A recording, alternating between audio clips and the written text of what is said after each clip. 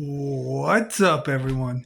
Welcome back to the channel, and welcome to my review of WWE King and Queen of the Ring 2024. I'm going freehand here, just holding my phone, because my tripod that I usually use is broken, and so I have to either try and fix it or buy a new one. But for now, I'm just kind of holding my phone here. But yeah, I got my review here of King and Queen of the Ring. I got the pen and the clipboard, even though there's no notes. I usually don't write notes for live pay-per-views, only the classic ones. But I still wanted to show off my pen and my clipboard because that's my thing for these reviews. So anyway, let's get right into it. Overall, I thought the pay-per-view was pretty good. I liked it. It wasn't great. I thought Backlash was better, but I still enjoyed it. So there was a match on the kickoff show. It was Bianca Belair and Jade Cargill defending the women's tag titles against Indy Hartwell and Candice LeRae. The match was fine. I gave it maybe like 2.5 stars. Like it's decent. They had a cool finish segment, some like double teams. Like I forget exactly what all happened. I guess I should have taken notes. Got my John Cena hat on, but yeah, cool finish to the match. I thought the finish was awesome.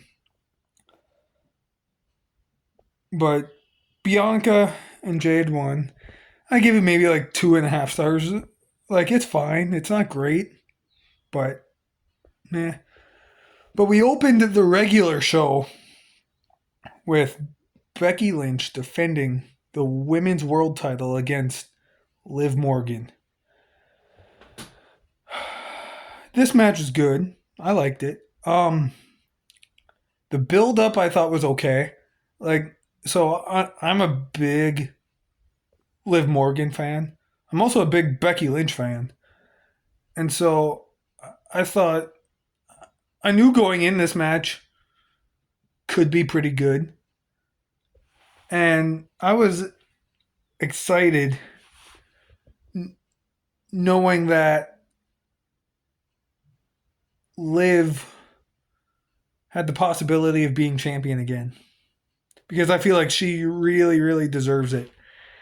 And though I love Becky, I don't think Becky needed to win the world title. Liv Morgan needed to win it then. I hate to say it, but I think this could be like Becky's final title run. She's had the title, 7 times in 6 years? Her first, or 8 years, I mean. Her first title run was in 2016. So, yeah, 6 or 7 times in 8 years? If you count her NXT title run, Becky didn't really need it, and she doesn't need it anymore. She's made a name for herself. She's great. So I was glad Liv won. The finish was awesome. Dominic, so on the kickoff show, Dominic came out and said that he was going to try and prevent Liv from winning Rhea's title. And so then during the match, Dominic Mysterio comes out there. He grabs a chair and pushes it over to Becky Lynch. And then Dominic tries to distract the referee. Liv walks over to Becky, DDTs Becky onto the chair. And then Becky gets up and Liv runs towards her, gives her the Oblivion, pins her 1, 2, 3, wins the match, becomes the women's world champion. I thought that was a cool finish. Dominic involved. I hate Dominic now, but I thought the finish with the chair and everything, I thought was kind of cool. I give the match 3 stars. It was fun, enjoyable. I liked it. I thought it was awesome. Up next, then, we had a triple threat match for the Intercontinental title. Sami Zayn defending against Chad Gable and Bronson Reed. This match going in, I thought would be awesome as well. And it was. I liked it. Not the best match on the show, but I still enjoyed it. Sammy won.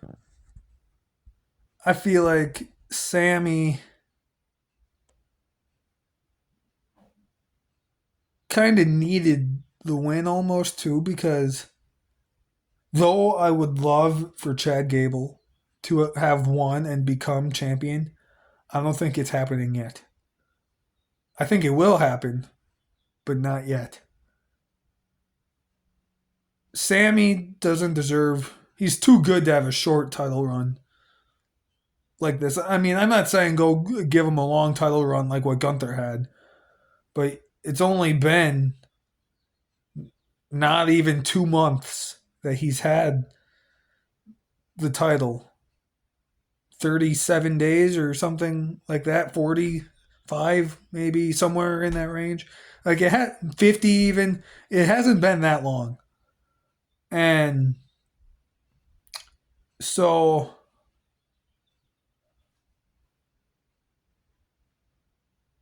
I am glad Sammy won so he can have a longer title run. But the match as a whole, it was fine. There was some good double teaming stuff. Chad Gable doing what Chad Gable does best. For a brief second, I thought Otis was purposely going to turn on Chad Gable. At one point, Chad Gable was holding up a Sami Zayn and telling Otis to clothesline Sammy, and he wasn't doing it. And then Chad put Sammy down and like was yelling at Otis and kind of smacked him across the face a few times. And then Otis, when after he did that, Chad picked up Sammy again, and then finally Otis was like, okay, fine, and he was going to clothesline Sammy, but Sammy ducked and Otis clotheslined Chad, and that was the coolest thing ever. And I hope on Raw this Monday we see kind of more to that, and hope Otis actually turns on Chad, like on purpose too, not a mistake like it was here, but like actually on purpose. I would love to see that. But yeah, Sammy won.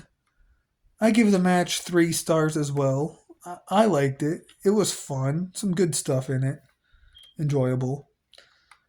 Up next, though, then we had the Queen of the Ring tournament finals as Lyra Valkyria in her first ever main roster pay-per-view match. I almost said defend. She's not defending anything. Faces Naomi. Not Naomi. Let's start that over. Lyra Valkyria versus Nia Jax in the finals of the Queen of the Ring tournament. To me, this was the worst match of the card. Like, I've never been a Nia Jax fan. Never. I do like Lyra Valkyria. I think she's awesome. But yeah, I was never a Nia Jax fan. And so I was really, really hoping for Lyra to win this. And I really thought she was going to. And then she didn't. She put up a good fight. Like, I enjoyed the first half of the match. The match was only 10 minutes, maybe. Like, it wasn't bad. I enjoyed the first half, the first like 4 or 5 minutes, and then it slowed down, and then Nia won, and I hated it. Nia Jax is the Queen of the Ring. I hate that. And now she's going to face probably Bayley at a SummerSlam, if Bayley is still a champion by then, which she probably will be. I don't see her losing the title before that.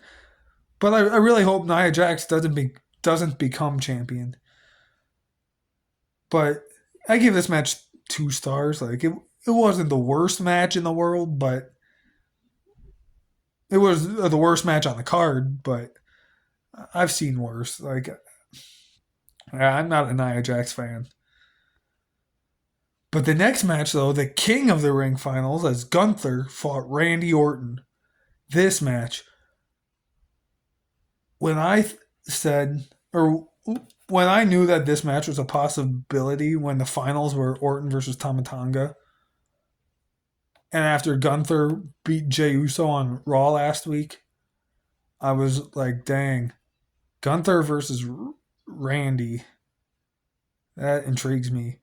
Gunther versus Tama Tonga, I think, could have been fun too. But there was just something about Gunther versus Randy Orton that really, really, really intrigued me very, very much. And I was glad that we finally got that match. And it was the one match I looked forward to the most out of any other. And I enjoyed it quite a bit.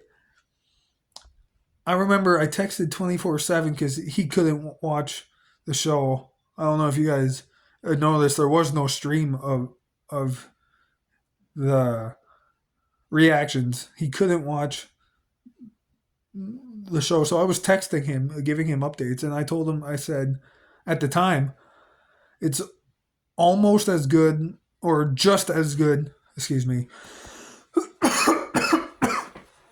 No, it's just as good as Gunther versus Sheamus at a Clash of the Castle.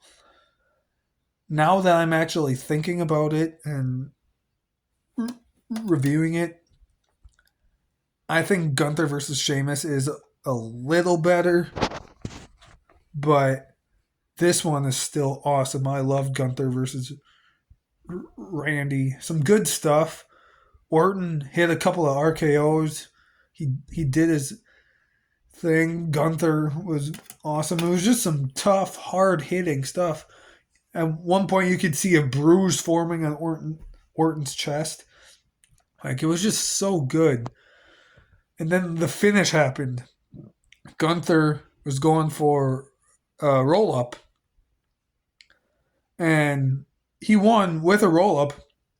But Randy Orton's shoulder was up. He had one shoulder up, not on the mat, and it was so cool.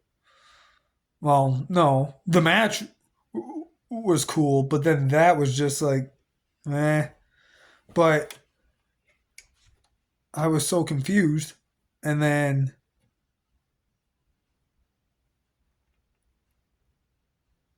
I guess after the show, Byron Saxton interviewed Triple H, and Triple H acknowledged it and said that the referee's decision is official.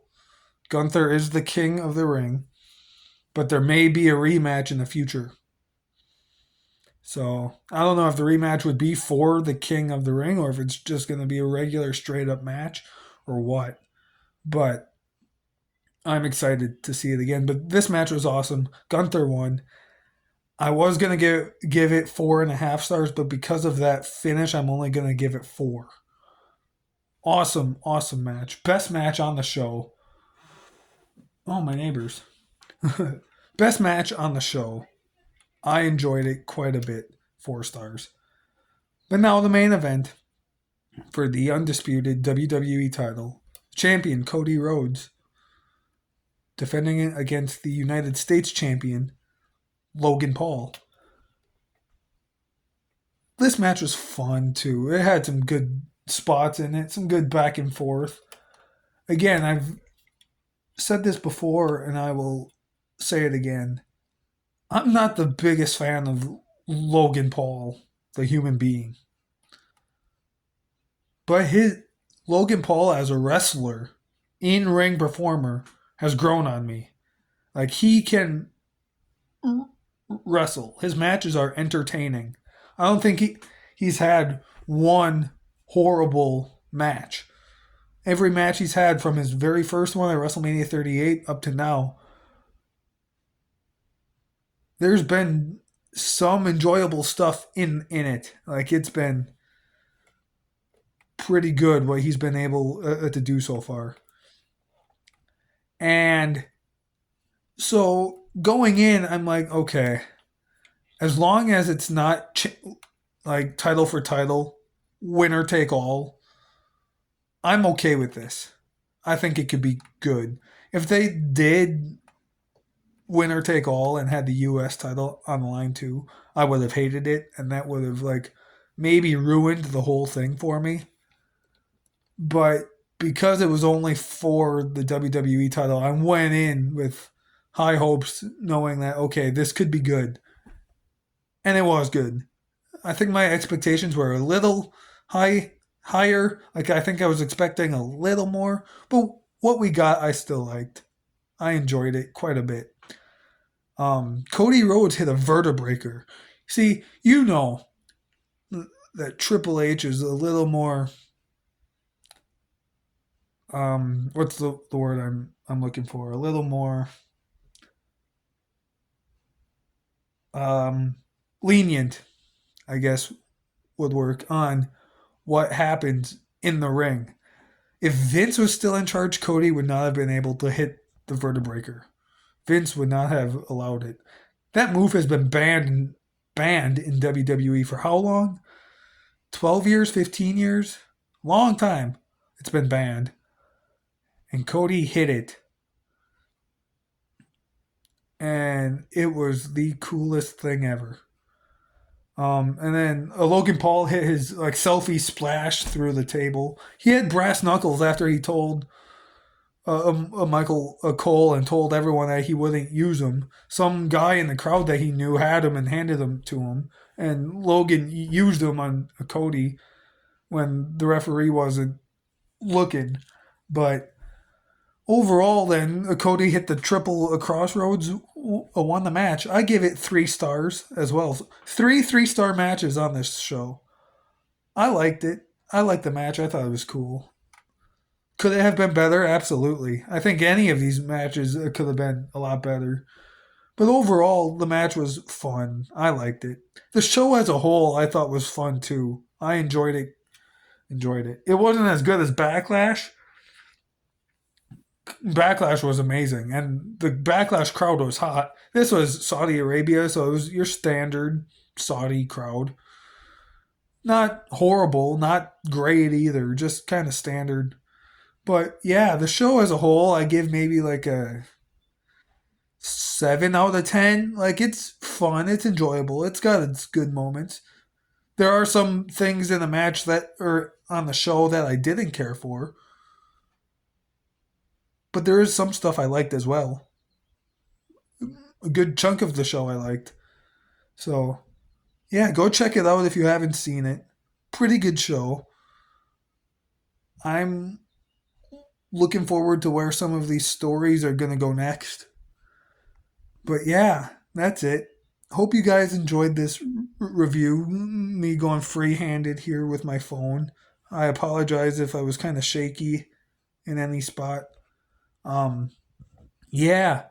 So later on this week, we're going double duty on the reviews, and later on this week, you will be getting 24/7's review of AEW Double or Nothing. I'm going to his place to watch it. We are probably going to stream our reactions just like we did for Dynasty. And then he will have a review later on this week, maybe like Wednesday, Thursday ish. And then the reviews are back to me next week. So, yeah, I'm not sure what, at the time of filming this, I'm not sure what review or what pay per view I'm doing next week. But I will figure it out and let 24/7 know. So this way, at the end of his Double or Nothing review, he can tell you guys what I'm reviewing next week. But yeah, guys, that was it. Thanks for watching. Stay tuned. Contract signing coming very, very, very soon. It might actually be up before this review. I'm not sure what day I'm posting this on.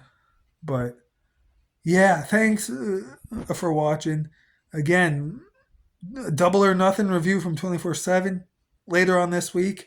I'm back with the reviews next week. So stay tuned. Much more coming. See you soon.